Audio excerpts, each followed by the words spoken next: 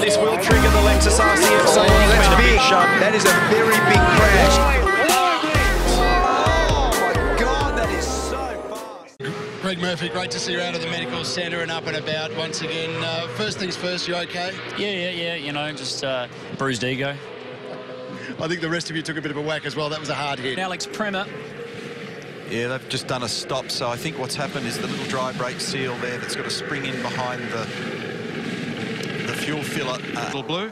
And in, Tim Blanchard, Alex Davis and Murrow Engel, who's a genuine rookie, Scotty McLaughlin, Scotty Pye, so they're the team ins and outs this week. Well, whilst you were doing the season draft, Russell Ingall popped up to number 2. And then fired off. Got too excited. And it's really a case of hats off for a great catch. Whack. Now, that may look spectacular. You've got to make it work, and this is this replay. Have a look at the slow-mo and the amount of opposite lock that James Moffat. Look at the amount of opposite lock. Look at the tyre against the guard. That is nothing away from going straight in the fence on the right-hand side. And then when you've got that much opposite lock on, you can't... Incredible images from the opening day of season 2013, where the key word is definitely change, because quite simply everything has changed. It's race day here at the mountain. The warm-up has been completed and it was a little bit warmer for some. Car 7 of Todd Kelly, the Jack Daniel. You know, what do you think about it? There's a look in his eye. Look at this. It's a wild image, isn't it? Todd Kelly, look at that. Sprint car action. Bit of a rooster tail, and he pins the grin up and he tells you that everything's great, but it was certainly a long way from it yesterday. You're watching the V8 Supercar Championship on 7. Our second race of 2013. Mark Winterbottom. Well, these cars and these drivers and the teams have been pushed to their limits under extraordinary pressures and temperatures for more than 50 laps now on this race day Sunday, and it's heading towards crunch.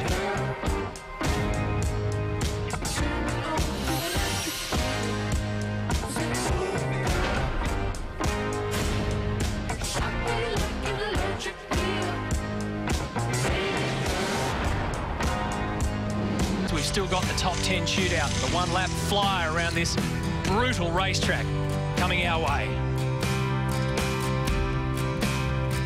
Fire protected, and then gets into the debris fence where they're going to have a big nightmare trying to resolve getting this car back in shape. Fortunately, where the massive load has actually taken place in terms of the final. This is, look at that deformation of the tyre over the edge of the curb. It's an amazing shot. That's just coming out of the chase. Just back to that stint for Whincup, I reckon. Very hard to make that up at the end. This is this fantastic shot on the entry to McPhillamy Park.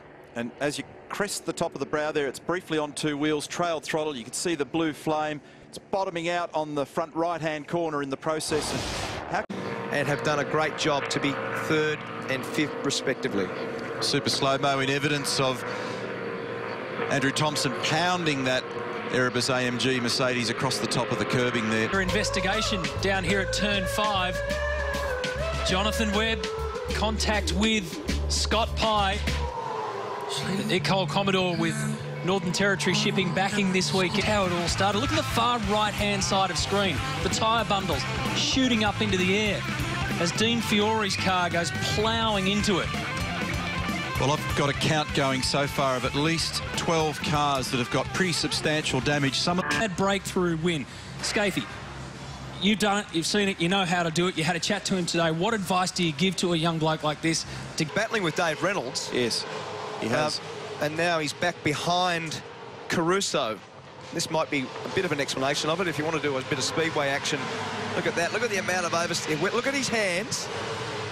So it's jumped sideways. It's come off the curb. Watch this. The left-hand side scrapes along and rips the skin off the door. And it's looking... Unbelievable. Mark Winterbottom actually got a warning for the little launch across the turn 9 curve that time. Whincup is the leader. He's got a 32-second margin. We're heading towards a grandstand finish, no doubt, here at the Armour All Gold Coast 600. And then Luff gets a whack from behind. That was Steve Owen touching up the back of the HRT. Looking back, we have had such a good time this weekend. Full stop on that previous comment. Standing next to Mark Beretta here. He's become, in 14 laps, the world champion at being overtaking. We'll get some expert comments off him a little later in the show. On Todd's car, he's got a huge amount of right lock and just won't go where he's pointing it. And there's the wall right there. They would look like the two of them would think they're going in the fence.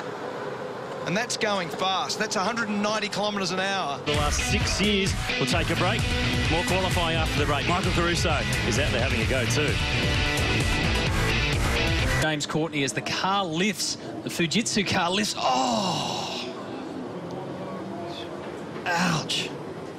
All four wheels of James Courtney's car. This is, Matt. That's a little about to happen there. And they can ill afford much more damage on the back of that super cheap car. Look at the And Garth Tander, guys, congratulations. And Team Tander as well. Fantastic result, mate. That's great to get a podium and great to get the 7. Hope you enjoyed 7 News here at Sydney Olympic Park. Look at this. Bodywork still reeling on. And many of the other locations around here are way too high risk. 8 is the place, but the danger there with the undulating approach in the road there is that if you overstep it, you end up down the escape rope because the back of the car gets light because you arrive down there too quick. But you did it nicely. How's this one? Look at this. So there's the point. That's the reason why there's a big question mark out there at the moment, and very awkward conditions. And on hold at the moment while we wait and see what this weather and this amount of... And as Mark Beretta just said, we were pelted with rain. It was So, nose first, flips right up.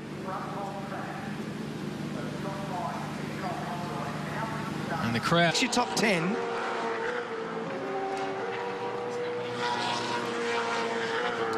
Incredible distortion and bump and bounce of the Fujitsu. You've got Super slow-mo tells some of the story.